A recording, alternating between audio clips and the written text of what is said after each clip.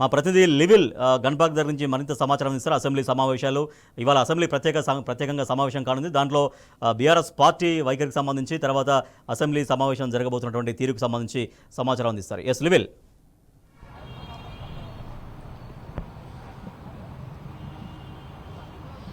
ఇవాళ మరి కాసేపట్లో అసెంబ్లీ ప్రత్యేక సమావేశం ఒక్కరోజు ఇవాళ ప్రారంభం కానుంది. ఏదైతే ఈ అసెంబ్లీ సమావేశంలో భాగంగా బీసీకి సంబంధించిన రిజర్వేషన్లు, ఇటు ఎస్సీ వర్గీకరణకు సంబంధించిన అధ్యయన కమిటీకి సంబంధించిన రిపోర్టు కూడా మరి కాసేపట్లో సభ ముందు పెట్టనున్నారు.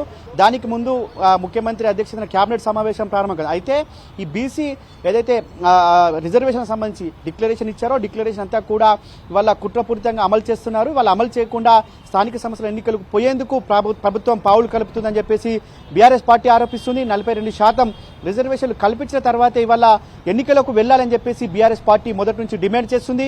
అయితే ఇవాళ గత కుటుంబ సర్వే, సమగ్ర సర్వే, నాటు బీఆర్ఎస్ అధినేత కేసీఆర్ ఆనాడు ముఖ్యమంత్రిగా ఉన్నప్పుడు చేపించిన సర్వేకు ఈ సర్వేకు పెద్ద వ్యత్యాసం లేకపోవడంతో ఈ సర్వే పైన కొన్ని విమర్శలు వస్తున్నాయి, ఆరోపణలు వస్తున్నాయి. ఈ సర్వే ఒక తప్పుల తరకగా ఉందని చెప్పేసి కూడా పెద్ద ఎత్తున బీసీ సంఘాల నాయకులు, ఇటు బీఆర్ఎస్ పార్టీలో ఉన్న బీసీ నాయకులు, ఇటు బీఆర్ఎస్ వర్కింగ్ కేటీఆర్, హరీష్ రావు కూడా దీనిపైన ఆరోపిస్తున్నారు. ఇటు ఎమ్మెల్సీ కవిత సైతం దీనిపైన గత కొద్ది రోజులుగా బీసీ రిజర్వేషన్లకై అనేక బీసీ సంఘాలతో ప్రత్యేకంగా సమావేశమయ్యారు. ఆ సమావేశం సారాంశానికి దీనికి చూస్తే చాలా వ్యత్యాసం ఉంది. అందులో జనాభా పెరిగింది, కానీ ఇక్కడ వీళ్ళు చూపించే రిపోర్టు మాత్రం, వీళ్ళ ప్రభుత్వం అధికారికంగా చూపించే రిపోర్టు మాత్రం జనాభా కేవలం 2 లక్షలు మాత్రమే పెరిగినట్టు చూపిస్తారు. అంటే ఇది ఒక మోసపూరిత కుట్రలో భాగంగానే మరొకసారి బీసీలను మోసం చేసే విధంగా, బీసీ రిజర్వేషన్ను పక్కదారి పట్టించే విధంగా ఈ ప్రభుత్వం తీసుకొస్తుంది. అందులో భాగంగానే ఇష్టం వచ్చినట్టు సర్వే చేసుకొచ్చారు అని చెప్పేసి కూడా మొదటి నుంచి ఆరోపిస్తున్న ఆరోపణలు ఇవాళ నిజమైనని కూడా బీఆర్ఎస్ పార్టీ చెప్తుంది. ఖచ్చితంగా బీసీలకు సంబంధించిన న్యాయపరమైన డిమాండ్ అది. 42% రిజర్వేషన్లు కల్పించిన తర్వాతనే స్థానిక సంస్థల ఎన్నికలు వెళ్లాలని చెప్పేసి కూడా బీఆర్ఎస్ పార్టీ డిమాండ్ చేస్తుంది. అందుకు అనుగుణంగా గతంలోనే తమిళనాడు రాష్ట్రంలో పర్యటించింది బీఆర్ఎస్ పార్టీకి సంబంధించిన మధుసూదనాచారి నేతృత్వంలోని అధ్యయన కమిటీ.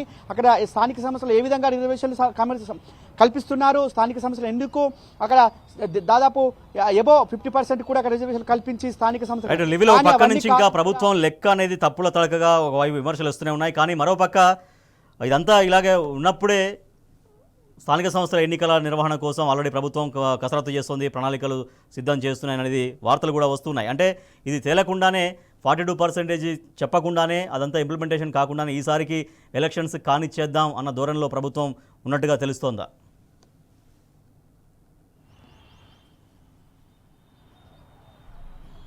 అంటే ప్రధానంగా కాంగ్రెస్ పార్టీ అంటే కమిటీలు వేయడం, కాలయాపన వేయడం మొదటి నుంచి కాంగ్రెస్ పార్టీకి వెన్నతో పెట్టిన విద్య. అందులో భాగంగానే మరొకసారి కేబినెట్ సబ్ కమిటీ అన్నారు, సర్వే అన్నారు, తర్వాత డెడికేషన్ కమిషన్ అన్నారు, తర్వాత అనేక సందర్భాల్లో కూడా దీనికి సంబంధించి చర్చోపచర్చలు చేశారు. కానీ చివరగా మళ్ళొక్కసారి దోకానే చేస్తుంది, బీసీలకు అన్యాయమే చేస్తుంది అనేది మనకి ఇలా ప్రధానంగా అర్థమవుతుంది.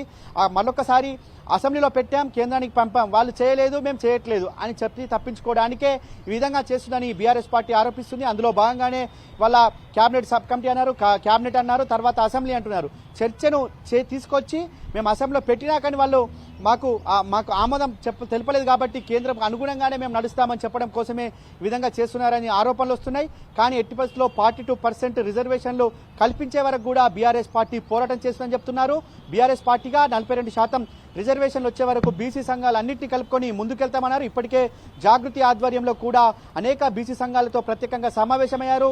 వారంతా కూడా ఒకటే చెప్తున్నారు, బీసీ డిక్లరేషన్ అమలు చేయాలి, బీసీ డిక్లరేషన్లో భాగంగా 42% రిజర్వేషన్లు ఇవ్వాలి, మా బీసీలకు రాజకీయంగా రిజర్వేషన్లు కల్పించాలి, కాంగ్రెస్ ప్రభుత్వం చేసిన హామీని అమలు చేయాలి, లేకుంటే ఖచ్చితంగా కాంగ్రెస్ పార్టీకి మేము గుణపాఠం చెప్తామని చెప్పేసి కూడా వారంతా కూడా డిమాండ్ చేస్తున్నారు. ఇవాళ అసెంబ్లీ సమావేశాల్లో సైతం ఇక్కడ అసెంబ్లీలో మా బీసీలకు సంబంధించిన తలసాని శ్రీనివాస్ యాదవ్, గంగుల కమలాకర్తో పాటు వివేకానంద గౌడ్ ఇక్కడ అసెంబ్లీ సమావేశాల్లో బీసీ డిక్లరేషన్ కావచ్చు, ఇటు బీసీ 42% రిజర్వేషన్ పైన మాట్లాడుతున్నారు. అక్కడ శాసన మండలిలో మధుసూదనాచారి, ఎల్ రమణతో పాటు మరొక బీసీ ఎమ్మెల్సీ అక్కడ కూడా ప్రసంగించనున్నట్టు తెలుస్తుంది. ఏదేమైనప్పటికీ బీసీలకు న్యాయమైన డిమాండ్ను నెరవేర్చే వరకు కూడా బీఆర్ఎస్ పార్టీ పోరాటం చేస్తుంది.